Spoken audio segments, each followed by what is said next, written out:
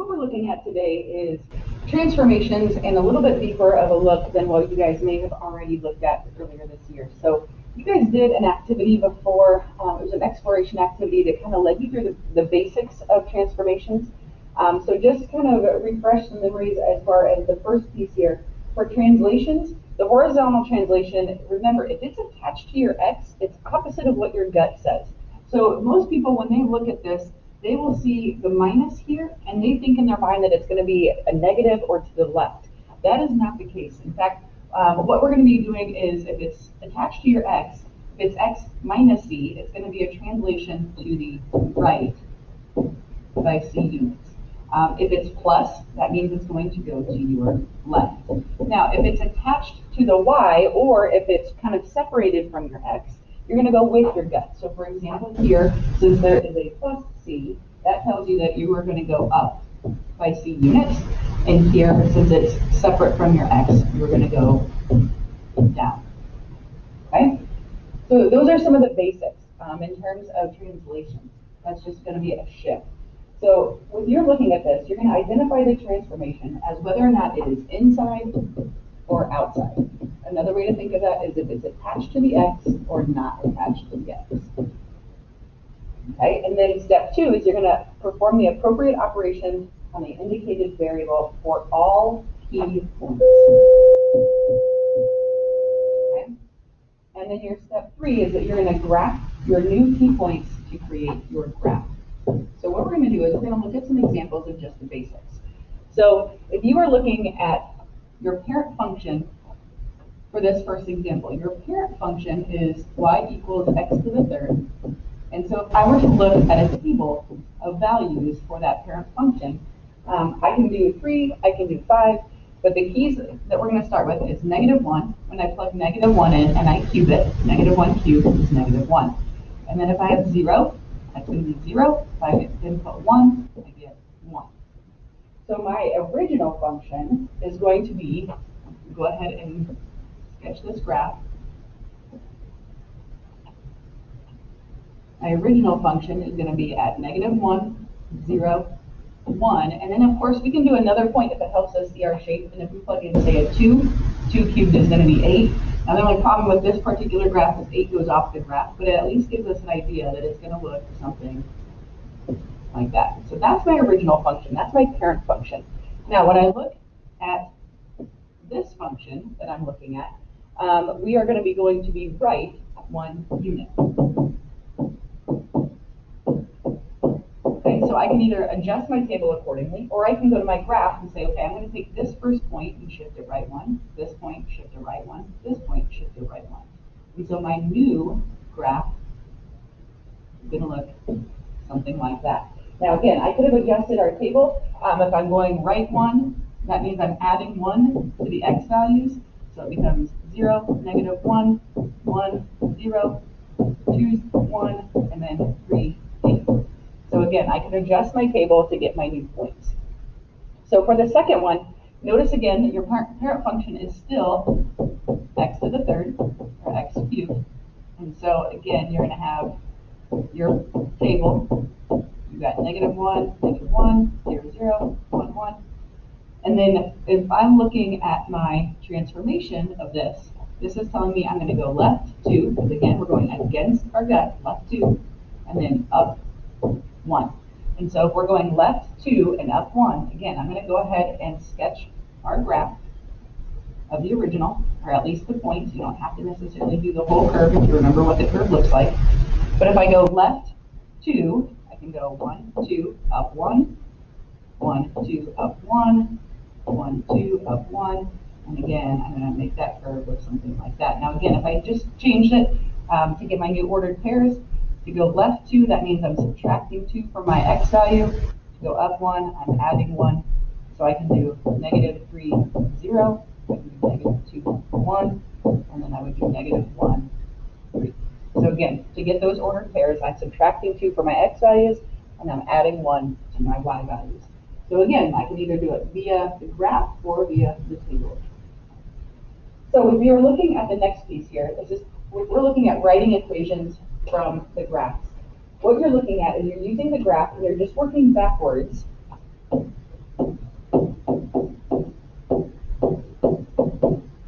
plug the transformations into the equation. Right? Big thing, you're going to pay attention to your signs as well as inside versus outside, or attached versus not attached.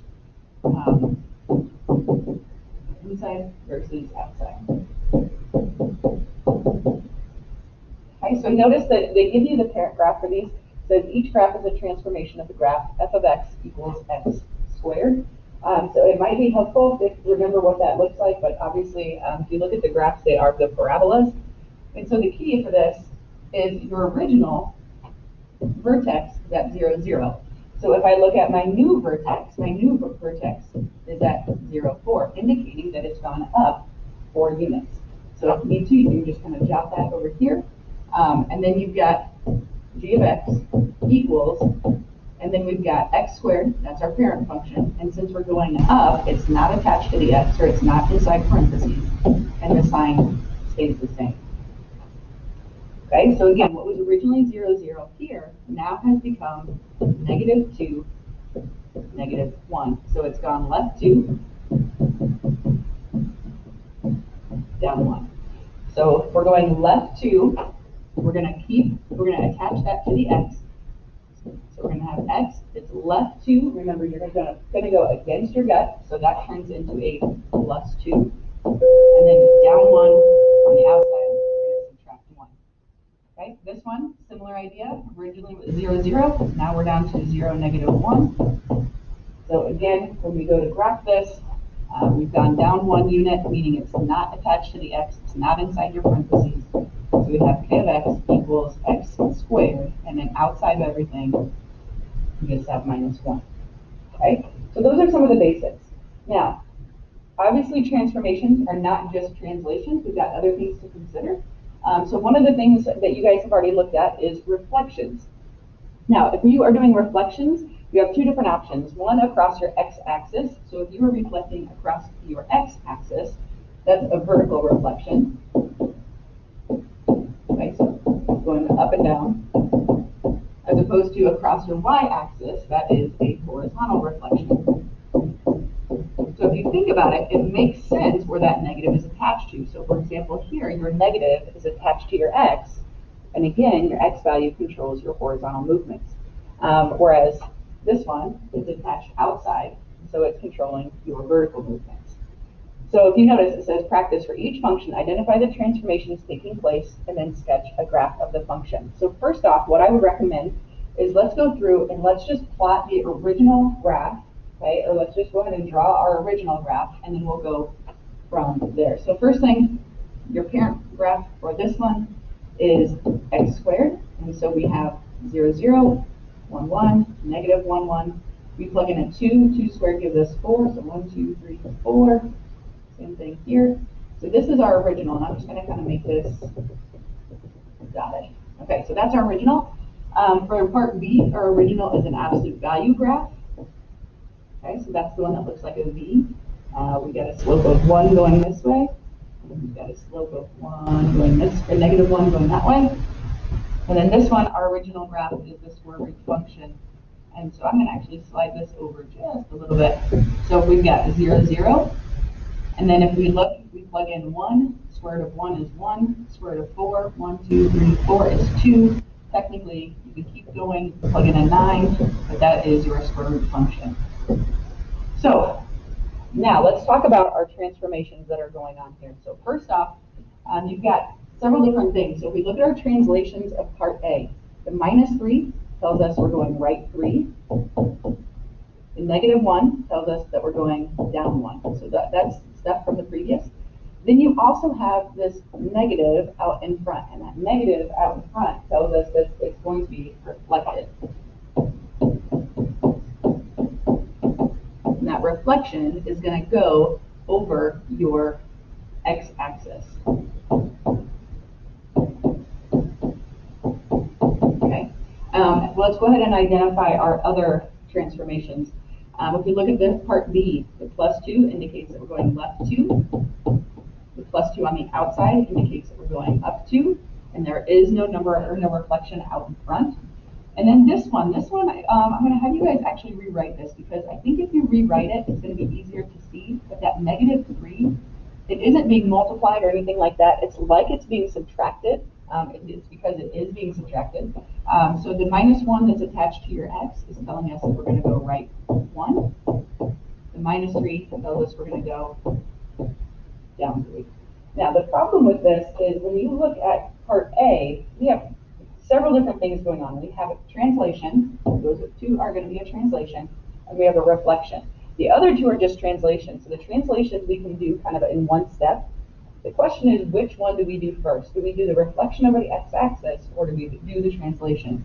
The answer to that is you're going to follow like the order of operations. So since this is like the multiplication of -1, this is our step 1. So we're going to take step 1, we're just going to go ahead and reflect that. So 1, 2, 3, 4, it's going to look something like this. And then we're going to go right 3, down 1. So from that point, so keep in mind, we're looking at our key points here. So we're going right 3, 1, 2, 3, down 1. This point of 1, -1, we're going to go 1, 2, 3, down 1. And then we can use symmetry to help us if we want. We can go over 2, down 4 from that unit. So 1, 2, 3, 4.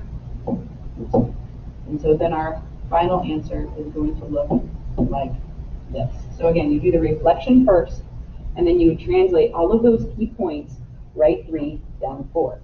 So for the second one, we don't have to worry about that reflection piece. We can just go left 2, up 2. So we can go over 2, up 2.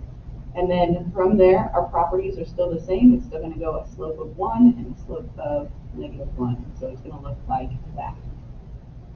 For your part C, again, you just have 2 steps of translations. So you're going to go right 1, down 3, 1, 2, 3. And then this 1, 1 goes right 1, down 3. And if you notice, you can kind of treat, and this is how I kind of do this mentally. You can, take it or leave it. I kind of treat this as my new 0, 0 at this point right here. So I'm over 1, 1, and then I'm over 1, 2, 3, 4, up 2, and then I can connect it that way as if that's my new 0, 0.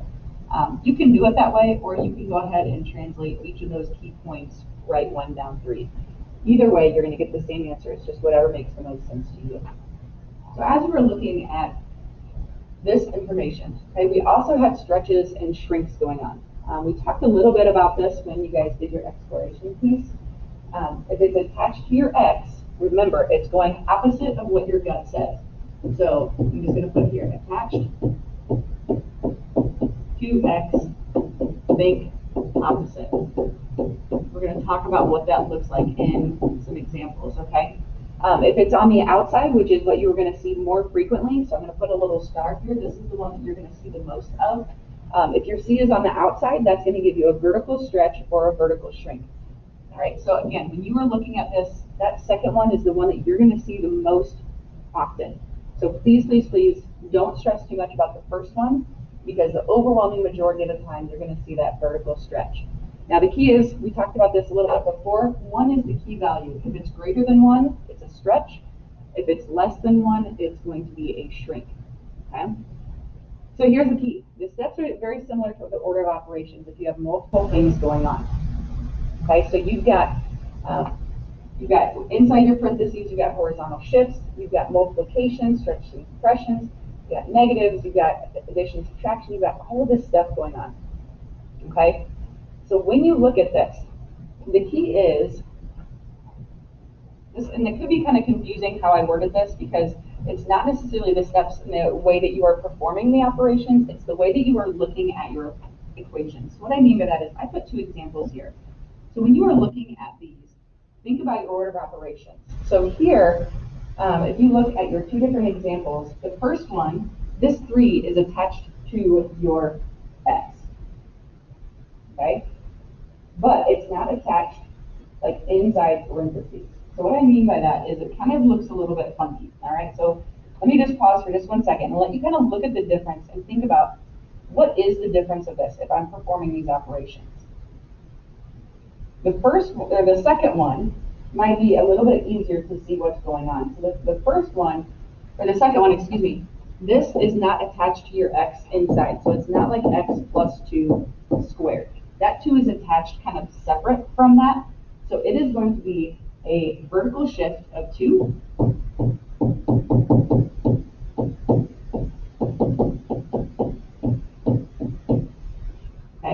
then that 3 on the outside is going to affect everything. So in this case, you would do the vertical shift first, and then in this case, you would stretch it afterward. Okay? I was going to put factor here.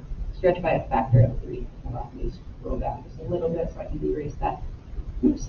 I don't know what just happened there. Sorry, guys. Decided a bunch of triangles. Sorry. Okay, try that again. By a factor of 3. Okay. Whereas if you look at this one, the order of operations matter because first you're going to look at the multiplication. So this is a multiplication of 3. So that means the stretch of 3 is going to happen first. Okay, so you look at this, the stretch is going to happen first.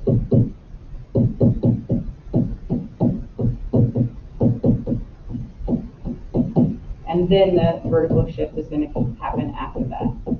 So here's the thing. Again, what I don't want you to look at, and what I don't want you to get confused about is this is not necessarily the order that you are going to apply everything within one picture. So for example, what I mean by that is if I look at this example A, it is not that you're going to do the parenthesis shift first and then the negatives out in front. That's not what this is saying. It kind of looks like that's what it's saying, but this is saying that you are going to follow the order of operations if you are looking at them kind of comparatively side by side.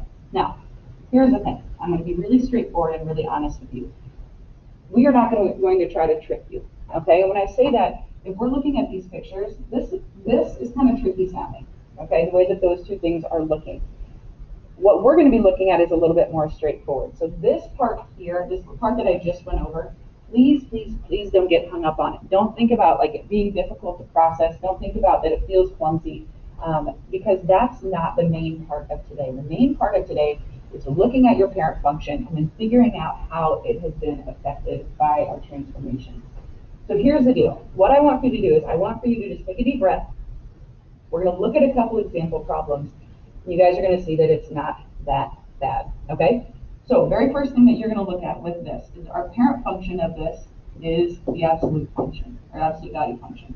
So the very first thing that we're going to do is I'm just going to plot, sorry about that, I'm going to plot the couple key points from that. So I have 0, 0, I have 1, 1, and I have negative 1, 1.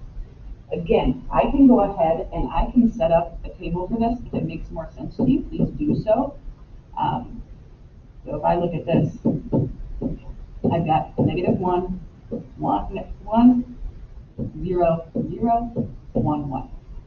And so now, when I look at my different transformations, this 3 out in front tells me that it's a vertical stretch by a factor of 3.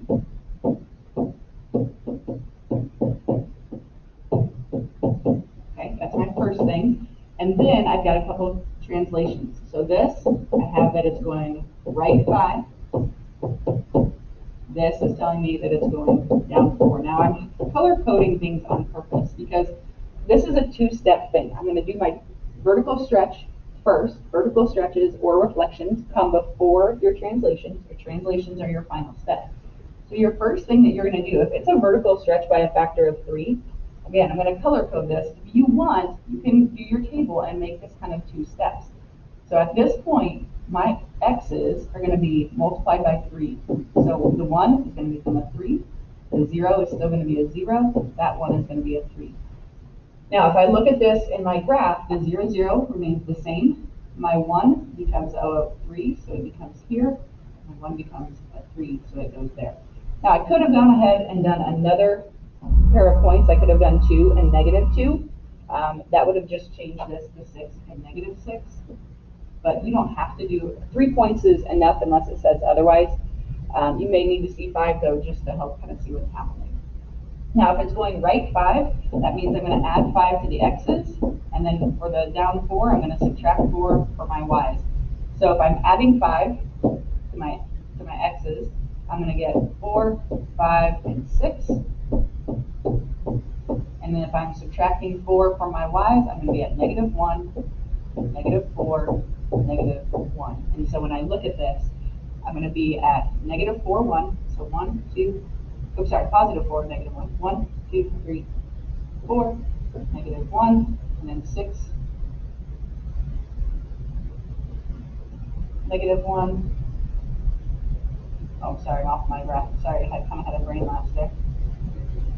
Okay, hold on. Let me start that again. I apologize. All right, let's try that one more time. All right, so 4, negative 1. 1, 2, 3, 4, negative 1. And then 5, negative 4. So there's 5, 1, 2, 3, 4. And then we go there. There we are. Sorry for that. And it's going to look something like that. Okay? So again, your stretches and your reflections come first, and then your shifts. Okay, so this one, I will be honest, again, this one is one that you will not see very often, but what I want for you to do is I want for you to just think through this one, like step by step, take it little by little. You're going to be seeing more ones of that complexity that we just did than this one. Now, the reason I say this one is more complex is because your 3 is attached to your x rather than out in front. And so when you guys look at this, you can think of this one of two ways. And I'm just going to write this over here on this side. For me, my brain works better to think about this as 1/3 x instead of x over 3. If that helps you, great. If it doesn't, that's fine. So here's the thing. When you look at this, let's go ahead and identify first off your parent function. So your parent function is the cubic function. So when I look, I've got, again, my key points, 0, 0, 1, 1, negative 1. And again, if I wanted to do 2, 8, I could. So if I'm doing my table, I've got 0. Let's go ahead and be negative. Let's start from the negative. Negative 1, 1, 0, 0, 1, 1. All right, let's talk about our transformations. Now, this 3, again, you can think about this as a fraction like I did on the left, or you can think about it as a whole. So here's the way that your brain should think about this. This is x divided by 3. Now, keep in mind, if it's attached to x, you're doing opposite of what your gut tells you. So if it's x divided by 3, that tells you that you're going to multiply your x values by 3, giving it a horizontal stretch. So it is horizontally stretched by a factor of 3. So again, let me say that again. If I'm looking at it as a fraction, like x divided by 3, you're going opposite of what your gut tells you. So instead of dividing by 3, you are multiplying your x's by a factor of 3. Okay, so again, think about that logically. Right? Now, you are also looking on the outside of this, it's going to be reflected over your, think about where it's at, it's going to be reflected vertically.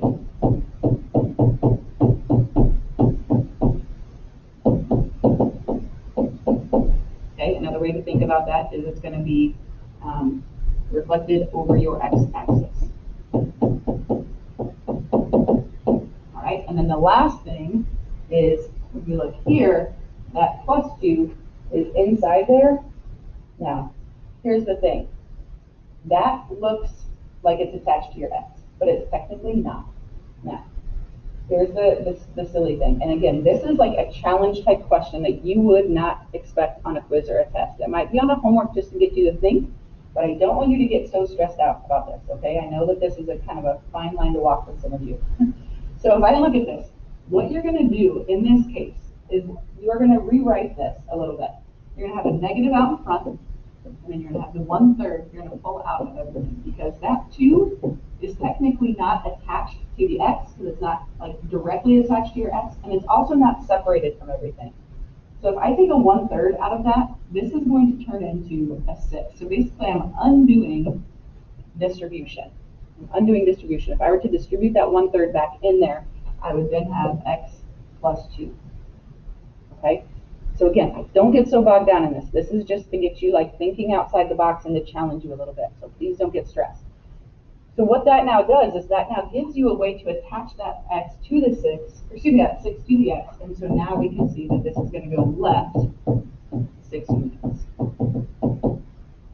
Okay? So when I go to graph this, horizontally stretched by 3, I'm going to do this in multiple steps. That's going to tell me that these values are going to become -3, 0, negative 3. Excuse me, positive 3. We're multiplying all of those x values by 3. Reflected vertically over the x-axis, that tells me that all of my y values are going to change their sign. So negative 1, that's going to be a 0, negative 1.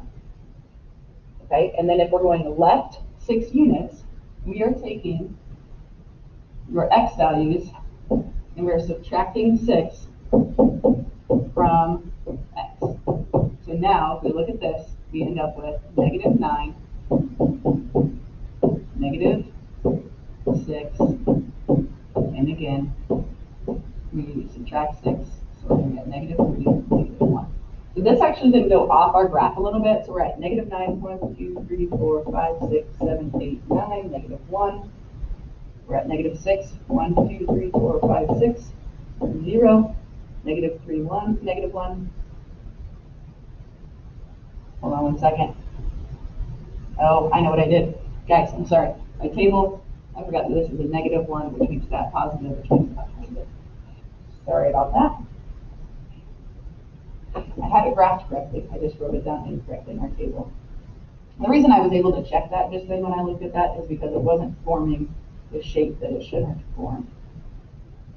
Okay, so it looks something like that. Now, again, guys, here's the thing. When you are looking at this, please, please, please think about our questions like this one when you are processing these.